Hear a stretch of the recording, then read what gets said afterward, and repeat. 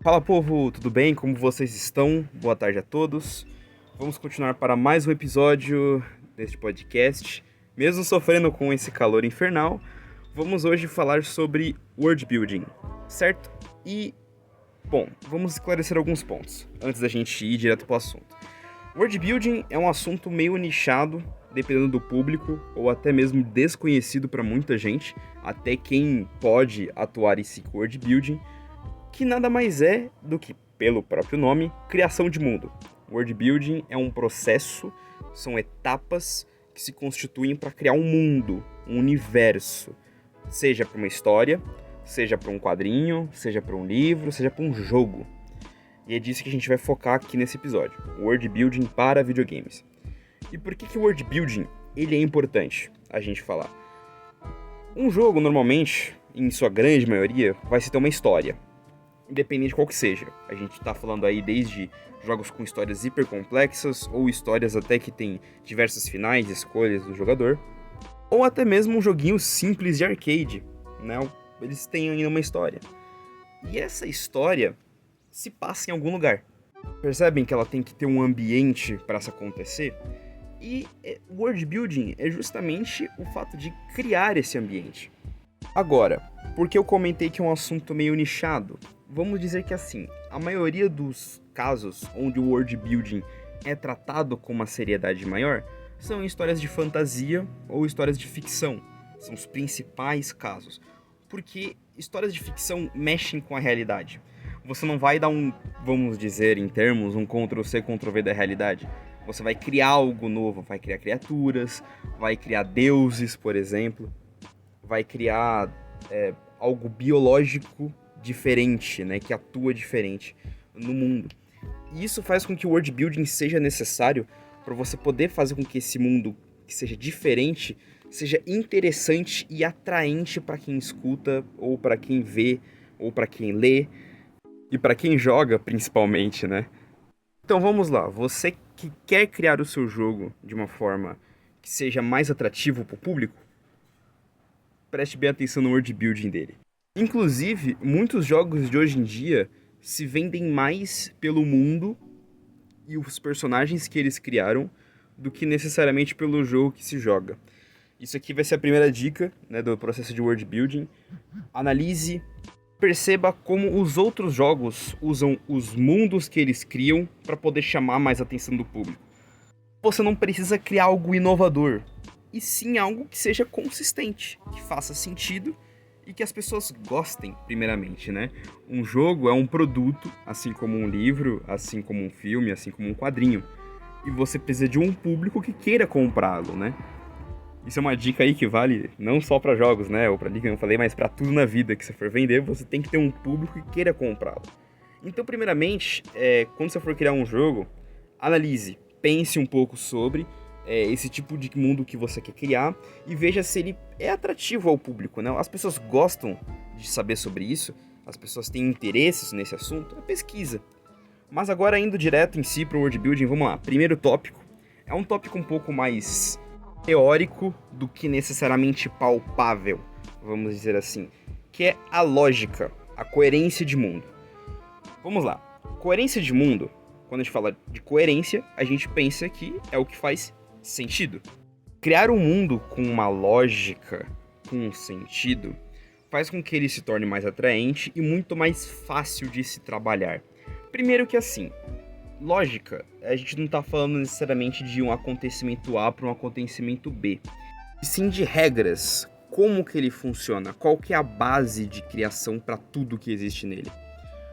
Um grande exemplo que a gente pode citar para poder falar de lógica de mundo é Pokémon. Sim, a franquia dos nossos queridos monstrinhos que a gente ama de todo o coração desde criança e até adultos. Em Pokémon, se vocês forem parar para pensar sem ser o jogo, mas no mundo inteiro dele, tudo gira em torno dos Pokémons. A lógica de mundo se baseia nos Pokémons e naqueles monstrinhos. É na convivência entre humanos e Pokémons. Ou seja, a gente vai ter não só criaturas, por exemplo, vamos falar dos Pokémons de água que moram perto de rios ou nos mares, Pokémons que são mais noturnos, aparecem à noite, Pokémons específicos aparecem em cavernas, todos eles têm um contexto, né? Uma lógica para estar ali. Não só isso, mas as próprias cidades também e a cultura das pessoas gira um pouco em torno disso. Por mais que o papo de cultura e, vamos dizer assim, religião, que eu vou citar um pouco mais à frente, já dando spoilers do conteúdo do segundo vídeo, mas em geral, lógica funciona assim. Um outro exemplo também que é legal da gente citar é Death is Stranding. Death is Stranding, dentro do mundo de Death is Stranding, existe aquela ideia que a chuva faz com que as coisas envelheçam muito rápido. Não faz sentido na vida real, mas dentro do mundo deles faz. É a regra do mundo deles. E, como eu falei, se tudo envelhece, por que vão existir árvores grandes, criaturas andando por aí no solo, flores que sempre vão murchar muito rápido quando chove? Então, o cenário de Death is Stranding é composto especificamente por pedras e gramas pequenininhas, né? Gramíneas, né, que fala. Então, isso faz parte da lógica, né? A lógica deles é que se existe essa regra, tudo gira em torno dessa regra. Não só questões de história, mas questões de mundo mesmo. E quando a gente aplica isso nos videogames, percebe que não é apenas falar disso. Você demonstra visualmente pro jogador, né? Você coloca esses aspectos para ele ver e interagir. Então, o grande ponto que a gente não separa, mas a gente incrementa nessa parte do game design, do world building, é que dentro de um videogame, você não precisa contextualizar escrevendo aquilo, ou num diálogo de um NPC. Você contextualiza isso apenas mostrando, não precisa ser explicado. Claro que se exista uma regra que foge dos limites da realidade, vamos dizer assim, foge do que é natural, você pode explicar, você pode demonstrar numa cutscene ou num diálogo, mas o pós isso você mostra. Simplesmente isso, é visual. A grande sacada dos videogames é que pelo jogador poder explorar, adentrar, interagir naquele mundo, o visual importa nesse sentido. Mas claro que você ter uma noção disso antes. Não, como eu falei, não escrever um livro, mas pelo menos ter alguma coisa anotada no papel, no sentido de, eu quero que meu mundo gire em torno disso. Se eu for fazer um vilarejo tal, como que ele deve ser? Como que ele deve ser estruturado, né? Em questão de quantidade de pessoas, o que essas pessoas fazem, vestimentas, tudo isso gira em torno de uma lógica. Mas também em outros fatores. Como eu falei, é tudo muito misturado, mas se a gente for pautar um pouquinho, a gente consegue dividir nesses aspectos. Partindo para o segundo ponto desse vídeo, e o último, para não ficar algo tão extenso, a gente acabar ficando aí 20 minutos conversando, vamos fazer algo um pouquinho mais leve. Nesse caso, vamos falar agora da temática e como que ela é importante para você estabelecer um world building. Bom, esses dois aspectos, que nem eu já fui comentando, são algo um pouco mais teórico, né? Às vezes são coisas que você consegue colocar em prática, mas não é algo que eu consigo falar, é assim que se faz. Você tem que entender que ele existe e colocar a sua ideia dentro desse... Eu ia falar ideia dentro dessa ideia, mas é meio difícil falar. Coloque essa ideia dentro dessa ideia. Mas dentro dessas características que eu falei. Saiba que exista e especifique elas. E vamos para a segunda, que eu considero a mais importante a gente conseguir tratar, que é a temática.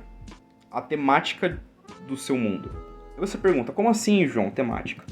Bom, primeiro eu falei que ele existe uma lógica, certo? Ele gira em torno de algo, seja isso imaterial, né, algo que seja divino, ou que seja material, fora do que a gente conhece do padrão de realidade, né, fora do nosso real, ou dentro do nosso real também. Mas a gente tem que entender também que ele gira em torno de uma temática, gira em torno de um tema. Mas como assim? Sendo bem nu e cru, a gente vai falar de uma história medieval, a gente vai falar de uma história futurista, né, um cyberpunk, a gente vai falar de algo contemporâneo, ou seja, algo atual. Por que isso, ou no caso, perdão, já ia esquecendo um detalhe também. Ou a gente vai falar, por exemplo, de culturas específicas. Tenha uma temática mais culturalizada, por exemplo, na Índia, ou na China, no Japão, nos Estados Unidos, enfim. Como eu falei, o papo de cultura é para outro vídeo, mas eu não tenho como falar de cultura sem poder falar de temática. O que acontece? A temática do seu jogo é basicamente qual que é a ideia que você quer que ele passe. Isso todos os livros têm. No sentido de história medieval, a gente pode falar de Hobbit, né, O Senhor dos Anéis, Game of Thrones. Se a gente for falar de algo futurista, a gente pode colocar o próprio Tron, por exemplo. Nossa, Tron acho que foi o pior exemplo que eu tinha pra falar. Mas Exterminador do Futuro, De Volta para o Futuro, né, aproveitando o termo futuro 2 vezes seguidas. Os filmes de antigamente não tinham uma ideia muito legal de fazer um nome futurista, né? Tudo que falava futuro é porque era um filme que se passava no futuro. Mas tudo bem. Por que é importante a gente estabelecer isso? Primeiro, estudo. Estudar o que é aquele local. Você pergunta, por quê? Estudar aquele local, estudar aquela ideia. Porque assim, vamos pensar. Por mais que você crie uma lógica pro seu mundo, você vai falar de um negócio futurista, só que, por exemplo, as mentalidades dos personagens, isso é algo bem esquisito de falar, mas vocês vão entender um pouco o que eu tô querendo dizer. Como você constrói diálogos, como você constrói as próprias tramas da narrativa, sendo temas que são, até para nossa sociedade contemporânea, já estabelecidos, ou que já foram resolvidos, vamos dizer assim. Ou que, se não foram resolvidos, tá em grande parte se resolvendo. Ou você vai querer colocar uma história medieval falando sobre questões muito atuais, né? Pautas atuais, como, por exemplo, desenvolvimento sustentável, fontes de energia. Como que você vai colocar esse tipo de pauta, ou até mesmo esse tipo de história, porque, como eu falei no começo do vídeo, o world building serve para você poder construir a história do seu jogo depois. Como que você vai fazer isso sem ter uma temática, sem saber o que essa temática se trata? Se você coloca um jogo medieval, você pode tratar questões mais antigas, tabus que já foram quebrados na nossa sociedade, mas não foram quebrados na deles. Ou se você coloca um tema futurista, você pode tratar ideias que, por mais que hoje estejam se tornando realidade, mas que no futuro talvez seja ainda mais complexo, como, por exemplo, as próprias inteligências artificiais. Isso pra gente tá virando algo atual, mas no futuro pode ser algo muito complicado. Exterminador do Futuro é um exemplo muito bom sobre isso, né? A questão das IAs, robôs e etc. Mas, de novo, João, por que você tá falando disso? Quando você vai criar um mundo, você tem que entender várias características dele. Não só o universo, aquele universo, no caso o universo que eu digo é o espaço. Seja uma cidade, seja um bairro, seja até mesmo dimensões, só que dimensões situadas em uma temática. God of War, por exemplo, ou no caso Ragnarok, ou de 2018, situam diversas dimensões dentro da mitologia nórdica. É a temática deles. É a mitologia nórdica. E o contexto deles, né, a parte da coerência de mundo, as regras vão por parte da própria mitologia, né, regras de magia, etc. É um exemplo também mais interessante e mais atual da gente usar, né. Então, acabei me perdendo, tive que pausar a gravação para poder ler um pouco aqui do script e voltar. Situando, eu acho que um exemplo de criação em si, para vocês entenderem mais do que eu tô falando, e como isso ajuda mesmo a você poder criar uma história e até mesmo um mundo mais interessante, eu vou citar um pouco de um exemplo que eu tive durante o meu ensino médio, de criação mesmo. Eu acho que é uma exposição válida. Quando eu tava criando meus personagens para minha história, que era uma história medieval, uma das personagens que eu quis colocar o nome, a protagonista feminina, eu quis chamá-la de Aisha, que é um nome que eu tinha visto num jogo e eu achei legal. Eu quis colocar o nome dela. Um professor meu, amigo, comentou um pouco sobre esse nome e falou, mas esse nome não encaixa muito bem com o contexto de Europa medieval. Ele é um nome um pouco mais árabe. Eu falei, caramba, um nome mais árabe. Eu fui pesquisar um pouco da cultura e tal, daquela questão do continente árabe tá continente árabe é foda. Dos países árabes estarem perto da Europa. Durante a parte um pouco mais acima da Idade Média, os europeus estavam viajando para a Arábia e assim, etc. Árabes também viajavam para a Europa. Então eu consegui colocar um pouco mais dessa questão das migrações, das expedições e até mesmo problemas culturais, religiosos, conflitos, com um pouco mais de detalhes. Eu consegui aprofundar um pouco mais porque eu fiz uma pesquisa com base no que eu acharia interessante colocar e dei um contexto do porquê que uma personagem com nome árabe e características um pouco mais asiáticas, vamos dizer assim, estava dentro de uma Europa medieval.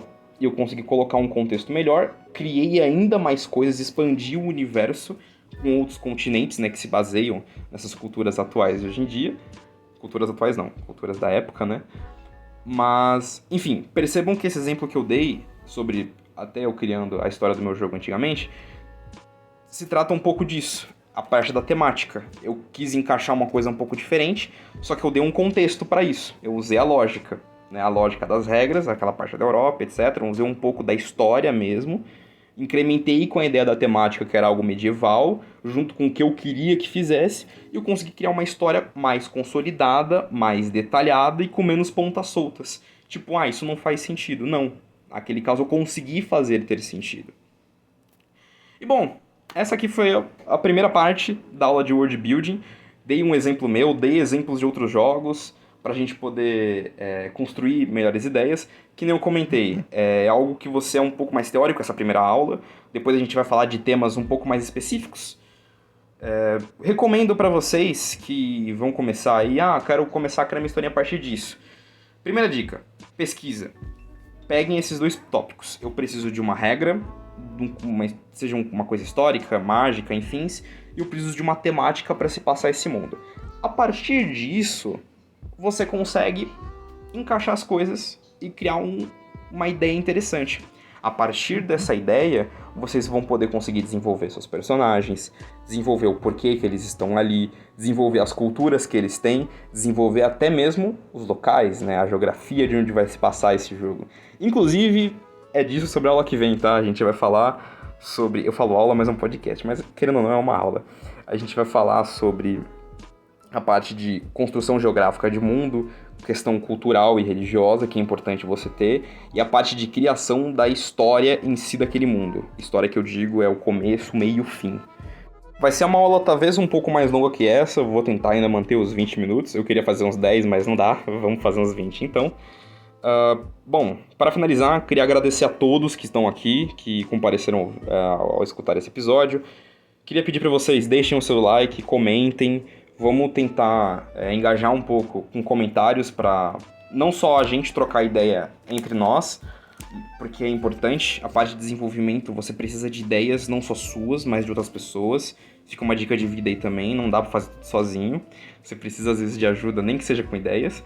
Então, vamos ir compartilhando, vamos comentando, vamos engajando nesse canal, até me motiva um pouco mais para poder adiantar o próximo episódio, por mais que eu já tenha falado um pouco do conteúdo dele para vocês. Enfim, me despeço, uma boa noite para vocês, uma boa semana, não sei quando vocês vão escutar, mas talvez aí um bom final de semana. Espero que nos venhamos antes do carnaval. E um beijo na careca de todos e até a próxima.